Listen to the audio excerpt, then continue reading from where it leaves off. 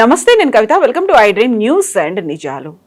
యుద్ధ విరమణ కోసం ఇరాన్ ప్రతిపాదించినటువంటి శాంతి ప్రతిపాదనల్ని అమెరికా నిర్ద్వంద్వంగా తోసిపుచ్చింది. డొనాల్డ్ ట్రంప్ వాటిని యాక్సెప్ట్ చేసే ప్రసక్తే లేదు అంటున్నారు. ఈ నేపథ్యంలోనే యుద్ధం ఇంకా కొనసాగుతుందా, ఆపరేషన్ ఎపిక్ ఫ్యూరీ ముగిసింది అని అమెరికా అనౌన్స్ చేసిన తర్వాత ఇప్పుడు శాంతి ప్రతిపాదనకు యాక్సెప్ట్ చేయకపోవడం అంటే యుద్ధం కంటిన్యూ అవుతుంది అనేటువంటి సంకేతాలు ఇవ్వడమేనా?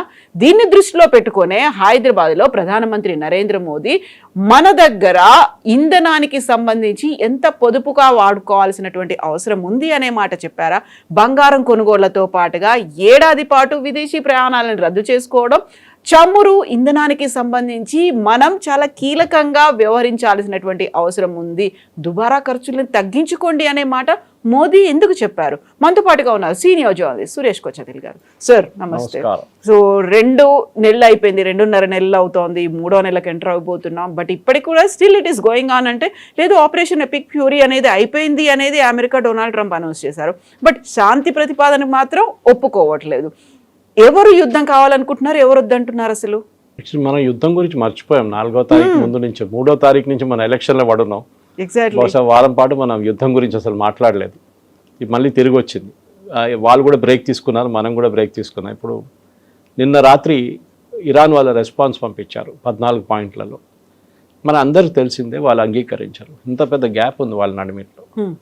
యురేనియం అంటారు, వీళ్ళు నో అంటారు. మిసైల్స్ అంటారు, వీళ్ళు నో అంటారు. మీరు రెజ్యూమ్ చేంజ్ అంటారు, నో అంటారు. హమాస్, హుతీలు, హెజ్బుల్లా సపోర్ట్ చేయడం, వీళ్ళు నో అంటారు. మళ్ళీ మీరు ఎట్లా కాంప్రమైజ్ అవుతారు? ఒక నెగోసియేషన్లో ఇద్దరు నడిమిట్ కొంచెం నడుచుకుంటూ ముందుకు రావాలి. వీళ్ళిద్దరు రెడీ లేరు. అమెరికా అంటారు యురేనియం గురించి మాట్లాడకపోతే అయిపోయింది, we will not speak to you after this. మాకు కావాల్సింది మీ యురేనియం కావాలి మాకంట. వాళ్ళు ఏమంటారు, మేము అసలు ఇవ్వం, మా మెయిన్ పాయింట్ అది. ఇంకోటి 4వది హోర్ముస్, అది కొత్తగా న్యూక్లియర్ వెపన్ వాళ్ళది. హార్ముస్ ఓపెన్ అది మేము ఇవ్వం, అది మాది అంటున్నారు. యుద్ధం ముందు వాది కాకపోతుండే అది. It was an open international. So ఇప్పుడు ప్రెసిడెంట్ ట్రంప్కి ఒక మిడ్ పాయింట్లో వచ్చి ఆగిపోయారు ఆయన. ఒక నెల ముందు మీరు చెప్పొచ్చు, నెల కాకుండా నేను 5 వారాల ముందు it would have been a finish, fight to finish. America అప్పుడే ఫినిష్ చేసి అయిపోతుంది. ఈ పాకిస్తాన్ నడిమిట్లో వచ్చి కాంప్లికేట్ చేశారు అన్ని. పాకిస్తాన్ ఒక మీడియేటర్కి వచ్చి ఏమన్నారు, మేము కన్విన్స్ చేస్తాం ఇరాన్ని, మీరు కొంచెం సీజ్ ఫైర్ పెట్టండి, మేము కన్విన్స్ చేసి మీకు ఏం కావాలో ఇప్పిస్తామన్నారు. కాదు, పాకిస్తాన్ ఒక డబుల్ గేమ్ ఆడింది. బేసిక్లీ డబుల్ గేమ్ ఎట్లా అయిందంటే, వాళ్ళు సౌదీ అరేబియాకి వెళ్ళి అక్కడ 4,000 మంది వాళ్ళ సైనికులను అక్కడ పెట్టి ఒక 10 ఎయిర్క్రాఫ్ట్ అక్కడ పెట్టారు సౌదీ అరేబియా కోసం. సౌదీ అరేబియాని ఇరాక్ నుంచి వచ్చే మిసైల్స్ని అడ్డుకోవడానికి. ద సేమ్ టైం ఇరాన్ని ఎంకరేజ్ చేశారు యూఏఈ మీద దాడి చేయమని చెప్పేసి. ఎందుకంటే యూఏఈకి సౌదీకి పడదు. ఇప్పుడు మన ప్రధానమంత్రి యూఏఈకి వెళ్ళి మీకు సహాయం ఏం కావాలి చెప్పండి, మేము మీకు ఇస్తూ ఉంటున్నాం. సో ఒక ఫ్లాష్ పాయింట్ అక్కడే వచ్చేసింది. ఇది Saudi Arabia versus UAE. Already వాళ్ళు సొమాలీల్యాండ్లో ప్రాబ్లం ఉంది, యమన్లో ప్రాబ్లం ఉంది. మొన్న కూడా జరిగింది, వాళ్ళు ఒపెక్ నుంచి యూఏఈ బయటకు వచ్చిన తర్వాత సౌదీ అరేబియా దాని మీద చాలా పెద్ద ఏం చెప్తారు, ఒక కోపం వచ్చింది వాళ్ళకి, లిటరల్గా కోపం వచ్చింది, ఎందుకు వెళ్ళిపోయారు ఓపెక్ నుంచి అని. ఇప్పుడున్న పరిస్థితుల్లో ప్రెసిడెంట్ ట్రంప్కి ఆప్షన్స్ ఏంటి? ఇవాళ పొద్దున Israeli prime minister Benjamin Netanyahu 60 Minutes అని చెప్పి CBS ఒక ప్రోగ్రామ్ ఉంది అమెరికాలో, చాలా మంచిది, వెరీ ఎక్సలెంట్ ప్రొఫెషనల్ ఇంటర్వ్యూస్. దాంట్లో ఆఫ్టర్ యుద్ధం మొదలైన తర్వాత ఫస్ట్ టైం బెంజమిన్ నెటన్యాహు ఒక అమెరికన్ ఛానల్తో ఇంత డీటెయిల్గా ఇంటర్వ్యూ ఇచ్చారు. ఆ ఇంటర్వ్యూ మీరు చూడాల్సింది. ఆ ఇంటర్వ్యూలో చాలా మటుకు బెంజమిన్ నెటన్యాహును అడిగిన ప్రతి ప్రశ్నకి ఆయన ఆలోచించి జవాబిచ్చారు. సో ఆయన దగ్గర అడిగారు, మీరు యుద్ధానికి వెళ్ళారు కదా, అమెరికాని మీరు గుంజి తీసుకెళ్లారని చెప్పి ఆరోపణ ఉంది, బలవంతంగా లాక్కెళ్ళారు అని చెప్పారు. అట్లేం లేదే, మేము అమెరికా ముందు ఆప్షన్స్ పెట్టాం, ఇది ఉంది, వీళ్ళు ఇవాళ మీట్ అవుతున్నారు, దట్ ఈస్ శనివారం రోజు February 20th ఒక మీటింగ్ జరగబోతుంది తెహరాన్లో, చాలా పెద్ద ఇంపార్టెంట్ మీటింగ్. దాంట్లో ఏదో పెద్ద ఒక నిర్ణయం తీసుకోబోతున్నారు, ఒక ఆపర్చునిటీ, మేము వెళ్ళి కొట్టేస్తున్నాం, మీరు వస్తారా అని అడిగారు. ప్రెసిడెంట్ ట్రంప్కి naturally Israeli prime minister credit తీసుకుంటే మళ్ళీ నేనేం చేయాలి, నేను కూడా పాల్గొన్నాను చెప్పాలని చెప్పి ఆయన కూడా తోడొచ్చేసారు. వచ్చిన తర్వాత ఇజ్రాయెల్ మీకు తెలుసు జరిగిపోయింది, Israel was no longer active. వాళ్ళకి కావాల్సిన వాళ్ళు సాధించుకున్నారు. సుప్రీం లీడర్ని చంపారు, 40 కమాండర్ని తీసేశారు. వాళ్ళు అటువైపు వెళ్ళిపోయారు, లెబనాన్ వైపు, ఇక్కడ హెజ్బుల్లాతో వాళ్ళ గొడవ అక్కడ ఉంది. అమెరికా ఇక్కడ చిక్కం, అమెరికా బాంబింగ్ చేశారు, అమెరికా మీద బాంబింగ్ జరిగింది. అమెరికా 2 పైలట్లు ఒక డెజర్ట్లో పోయారు, మళ్ళీ వాళ్ళని తీసుకురావాల్సి వచ్చింది. అరౌండ్ F-16 పోయిన, ఒక C-130 పోయింది, ఒక హార్నెట్ పోయింది, చాలా మటుకు ఎయిర్క్రాఫ్ట్ పోయింది వాళ్ళు, చాలా నష్టాలు కూడా జరిగింది వాళ్ళ బేసెస్ మీద. ఇప్పుడు బయటకు వస్తుంది అదంతా. దాని తర్వాత అమెరికాకి పాకిస్తాన్ వచ్చి మేము హెల్ప్ చేస్తాం, Asim Munir is my great friend అంటారు ట్రంప్. ట్రంప్కి ఏంటంటే ఈ యుద్ధం నుంచి ఎట్టైనా బయటికి రావాలి, ఎందుకంటే అప్పుడే స్ట్రెయిట్ ఆఫ్ హార్మోస్ బంద్ చేశారు ఇరాన్. దాని తర్వాత ఆయిల్ ప్రైసెస్ పెరిగింది, స్టాక్ మార్కెట్ పడిపోయింది. ఈ పరిస్థితుల్లోనే ప్రెసిడెంట్ ట్రంప్కి పాకిస్తాన్ మేము ఇరాన్ని తీసుకొచ్చి మీరు చెప్పిన దాన్ని కన్విన్స్ చేస్తామన్నారు. Iran convince car. ఒక 7th క్లాస్ అబ్బాయి దగ్గర చెప్తే కూడా చెప్తాడు, ఈ థియరీ చెప్తే no it will not happen అంటారు. ప్రెసిడెంట్ ట్రంప్కి ఇది అర్థం కాదా? ఆయన మళ్ళీ ఇప్పుడు ఎన్నిసార్లు, ఒకసారి అయితే ఫిజికల్ మీటింగ్ జరిగింది, వైస్ ప్రెసిడెంట్ వెళ్ళారు, జేడీ వ్యాన్స్ వెళ్ళారు, స్టీవ్ విట్కాఫ్, జారెడ్ కోష్నర్ వెళ్ళారు, ఏం కాలేదు.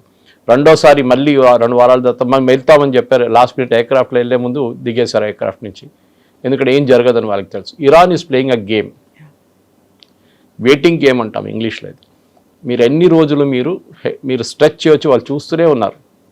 అమెరికాకి ఇప్పుడు ఏ ఆప్షన్ లేదు. నిన్న కూడా ఇరాన్ యుఏఈ మీద దాడి చేశారు, బహ్రెయిన్ మీద దాడి చేశారు, ఖత్తర్ మీద దాడి చేశారు నిన్న. నౌ ఇట్స్ ఏమంటారు, మేము చేయలేదు అంటున్నారు ఇప్పుడు. Now they denying it. అంటే ఎక్కడి నుంచి, ఆకాశం నుంచి వచ్చి పడ్డదా మిసైల్స్ అన్ని? ఎందుకు వాళ్ళ మీద ఎవరు పడేస్తారు మిసైల్స్? మాకు తెలియదు ఎవరు వేస్తున్నారు, ఇజ్రాయెల్ వాళ్ళు వేస్తున్నామో అంటున్నారు వీళ్ళు. So this is the logic. ఇప్పుడు అమెరికా ఇప్పుడు ఆపరేషన్ ఎపిక్ ఫ్యూరీ అనేది వాళ్ళు మీకు తెలిసిందే, they have close that war. American Congress approval రాలేదు 60 రోజుల్లో. సో వార్ పవర్స్ యాక్ట్ కింద వాళ్ళు ఇంకా యుద్ధం ముందుకు తీసుకెళ్ళలేరు. సో మార్కో రూబియో కూడా అనౌన్స్ చేశారు, సెక్రటరీ ఆఫ్ స్టేట్, దట్ యుద్ధం అయిపోయింది. Now we're doing freedom, operation freedom, ఆ షిప్స్ని బయటికి తీసుకెళ్ళడం చేస్తున్నాం మేము. ఓకే, అది కూడా ఆగిపోయింది. 2 రోజుల తర్వాత మళ్ళీ దాన్ని కూడా ఆపేస్తున్నాం అని చెప్పి ప్రెసిడెంట్ ట్రంప్ మళ్ళీ పాకిస్తాన్ చెప్పారు మేము ఆపేస్తున్నాం. అది they was no reason to stop it. ఎందుకు ఆపారో ఎవరికి అర్థం కావట్లేదు. సో సౌదీ అరేబియా వాళ్ళ బేస్ మాకు ఇవ్వలేదని కొంచెం రూమర్స్ వచ్చింది. ప్రెసిడెంట్ ట్రంప్ నిరాకరించారు. తర్వాత సౌదీ అరేబియా అన్నారు, no we're allowing our base to be used, వాళ్ళ ఎయిర్క్రాఫ్ట్ ఏదైనా యూజ్ చేసుకోవచ్చు. ఇప్పుడు ఒక స్టేటస్ కోకి వచ్చేసారు. సో బెంజమిన్ నెతన్యాహు దగ్గర ఇది అడిగారు, మీ ఎండ్ ఆబ్జెక్టివ్ ఏంటి యుద్ధం నుంచి అంటే, ఒకటి ఆ రెజ్యూమ్ అక్కడ ఉండకూడదు, రెండోది వాళ్ళ చేతిలో ఉన్న యురేనియం మేము తీసుకుపోతాం. ఒకసారి రెజ్యూమ్ అక్కడ లేకపోతే హెజ్బుల్లా, హమాస్, హూతీలు మేము చూసుకుంటాం. ఓకే, వాళ్ళకి వచ్చిన సాయుధాలు, వాళ్ళకి వచ్చిన డబ్బులు అన్నీ ఆగిపోతుంది. రెండోది యురేనియం తీసుకెళ్ళిపోతే మాకు న్యూక్లియర్ థ్రెట్ ఉండదు, వీఆర్ హ్యాపీ. దీని తర్వాత మేము we can leave for hour cells అని చెప్పి. ఇది ప్రెసిడెంట్ ట్రంప్కి అర్థం కావట్లేదు. ఎందుకంటే ఆయన ఇప్పుడు ప్రాబ్లం ఏంటి, ఆయన ఇప్పుడు బాంబ్ చేయాలంటే బాంబ్ చేయలేరు, he cannot do the bombing. అందుకే ఎపిక్ ఫ్యూరీ ఆగిపోయింది. సో ఇవాళ పొద్దున కూడా అడిగారు, మీరు ఏం చేయబోతున్నారంటే, you watch, I let you know అన్నారు.